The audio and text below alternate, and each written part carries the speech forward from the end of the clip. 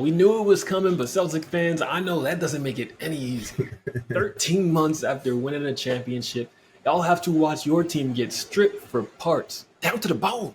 And oh yeah, in the back of your head, know that you're going to have to go the entirety of next season without the guy who was dropping 42 against the Knicks a few months back. And it's all thanks to one little line on a spreadsheet. The second apron, that is, a cool little light 208 million. I crossed that bad boy and suddenly every extra dollar costs almost 4 in tax. All right, your mid-level disappears. You can't bundle contracts. Salary cap, jail, bro. There's no plea. You're going to have to pay for it on the front end and the back end. So what does Brad Stevens, GM of the Celtics, do with that Jimmy Neutron-sized head of his? Start dumping. Jrue on the first flight to Portland. See ya. KP shipped to Atlanta like an Amazon return.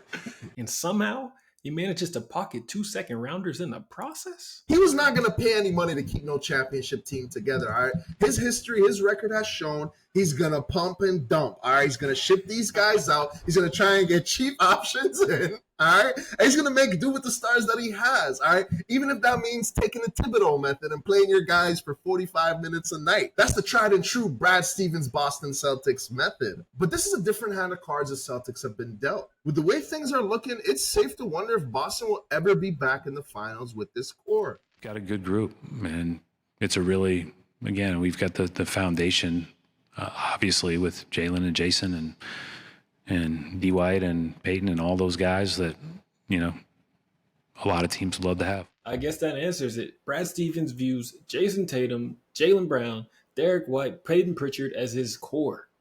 But is that enough? Yeah, I mean, you kind of saw he was willing to give Peyton a bigger role with the shipping of Jrue Holiday, right? But I mean, guys like Al Horford, Luke Cornett, right? They're big guys. I mean, Al Horford is a champion. That guy is a winner. You can't replace a guy like that easily. And after the Celtics' recent successes, the market of those guys are crazy. Bruh. And speaking of Al, man, this is the thing. Brad's played the long game before. Do you remember when he flipped Kemba's contract into Al Horford, which accidentally unlocked the title defense? Yeah, of course I do. Big Al was a 6'9" Swiss Army knife. And if Brad Stevens thinks he's getting anything close to that impact with Simons, somebody confiscate his Dunkin' cup, because whatever's in there ain't coffee. Look, I think they just turned that perimeter into turnstiles. You just replace Jrue Holiday with 5'5" Peyton Pritchard and Anthony Simons. Yeah, they might be able to score, but how many points they going to give up on the other end? Yeah, especially when it's looking like a defensive juggernaut like Al Horford, a guy who holds your team together like glue, is gone. They then completed a 3-team deal with the Atlanta Hawks and Brooklyn Nets that sent Kristaps Porziņgis to Atlanta and Georges Niang to Boston with another second-round pick. That's crazy. Any chance they had of even making a run is gone. They lose Kristaps, they lose Jrue Holiday, they lose Al Horford. Besides Jaylen Brown and Jayson Tatum, I would argue that those are like possibly their 3 next best players. If I'm Kristaps, I don't even buy a house anymore. I'm just renting because I know I'm leaving. How many teams has he been on now? And it's never because of his skill. He got traded from the Knicks because he couldn't stay healthy. He got traded from the Mavs because he was beefing with Luka, but also because he couldn't stay healthy. And so on and so forth. You think Boston would have traded a healthy KP? No. This man was sick with I don't know what in the playoffs, but he was completely unplayable. It's the sad story for the 7'4" unicorn. Nah, facts, bro. And to be honest, at first I was going to say that's a Knicks charged comment. But then when you gave him his flowers about his ability to, you know what I'm saying, play when he's healthy, I was like, all right. I got to respect it. But at the end of the day, look back at all these moves.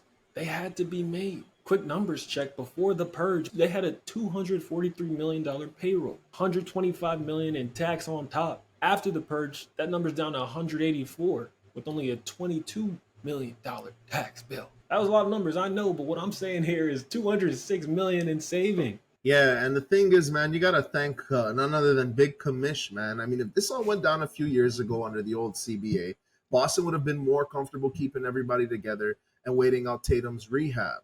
But that's not an option anymore. For being honest, though, I don't know if they would have done it anyways. I mean, we know the Celtics. Pump and dump. I don't mean to keep repeating myself, right?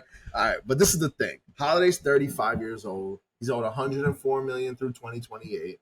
All right, Porziņgis will turn 30 in August and is on a $30.7 million expiring contract. So instead of having to attach draft capital to unload them, the Celtics somehow managed to receive 2 second-round picks in their effort to dump salary. Every dime saved keeps Boston's 2026 books clean enough. Forget this. A max free agent. The summer Tatum's foot should be 100%. Brad strikes again. You telling me that they could keep Tatum, keep Brown, and add a max contract under this CBA? Yeah, that's honestly diabolical work. And this is the thing, Brad Stevens gave no craps. He said, Jrue, see ya. KP, ain't even saying goodbye. And if it means getting rid of Al Horford and Luke Cornett and whoever else that comes with, guess what? I guarantee you they will do it. Because they know they're not going to win a championship this year. They're not going to see Jayson Tatum until next season. So plan for the year that he's going to be back. Maybe they make a jump for a big free agent in 2026. And I know we're nose deep in the 2025 free agency, but just look at who's going to be on the market next year. But before we skip the entirety of next season, let's discuss what this team's going to look like this upcoming year. So let's paint the picture. Jaylen Brown, Derek White, Anthony Simons, Niang if he's still on the squad, Hauser, sniper off the bench, Pritchard, real spark. Yeah, I mean, you're going to have to get ready for some hyper-tempo Mazzulo ball. 45 threes, Simons pulling from the logo every other possession, Brown bullying wings on the possessions in between, White trying to cover everybody's sins on defense. Yeah, I mean, looks like a prototypical Celtics season if I've ever seen one. Yeah, and as so long as Joe Mazzulla is the head coach, this team will shoot an amount of threes that make my eyes bleed, I'm sure. But it now may have to create those threes at a much faster pace because they're a lot more athletic, and there's a lot of young guys that are going to have a much larger role on this squad. Yeah, I mean, I touched on it earlier with Pritchard. I actually think he might, especially with this season where there's going to be a very big void for somebody to fill. I'm talking about almost, 30 points a night that you've got to get back, right? I see Peyton Pritchard playing a big role. Like you said, he's a liability on defense, but has improved every year. Shot 40% from the three last year, averaging about 15. I think he's going to get some serious minutes as starter, and they're going to see how they can fit him into the rotation because when they plugged him into the playoffs last year, he looked good, you know? So that's the one thought. Now, Anthony Simons, oh my God. Yeah, you talk about a flamethrower. Anthony Simons is going to pull up to the Celtics and start to get buckets in a hurry. I remember year 1, year 2, Anthony Simons in Portland, they looked like they had another Dame. But that has since dropped off a cliff. And now he's a guy that's looked at as just a scorer in this league.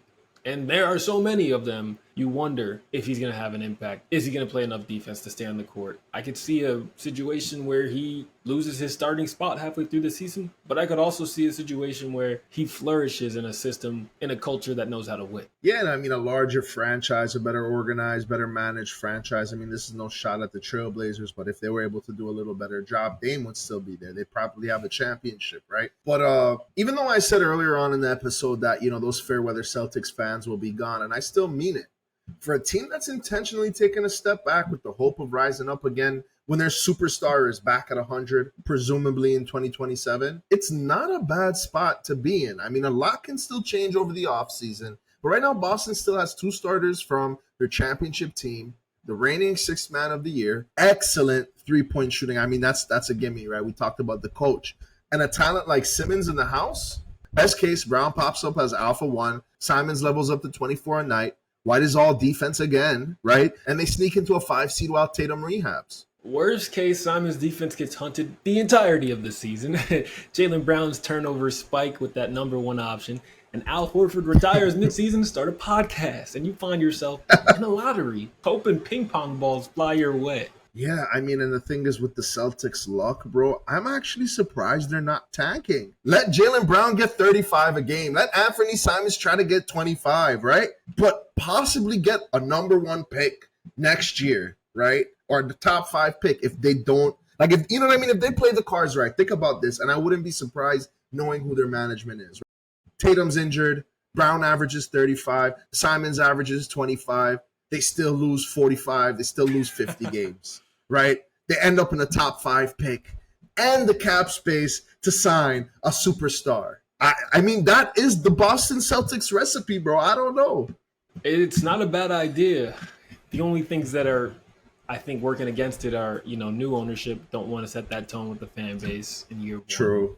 Jaylen Brown making $75,000 a second. For sure. But to your point, At the end of the day, Brad Stevens traded 162 mil in tax for a 2-year detour. If Simons pops and Tatum heals, Boston walks back into 2027 with cap room, picks, and a rested superstar. But if those dominoes miss, we're talking 5-year rebuild, wearing championship hangover goggles. Can't see shit. Now it's Brad Stevens versus the stopwatch. Can he rebuild before Tatum's wheels touch down? That, more than any apron number, is what's going to decide Banner 19. Absolutely, bro. Well said. Speaking of rebuilding the runway before the wheels touch down, man, we're talking about EvanAlexanderGrooming.com, man. If the top of the head is looking a little faded, you know what I'm saying, looking a little baldy, you want to build up that follicle presence, man, EvanAlexanderGrooming.com is the place for you. Everything you need for your men's hair and skincare. Make sure you guys are plugging in that promo code hoop_plug_ for your smooth 20% off at checkout.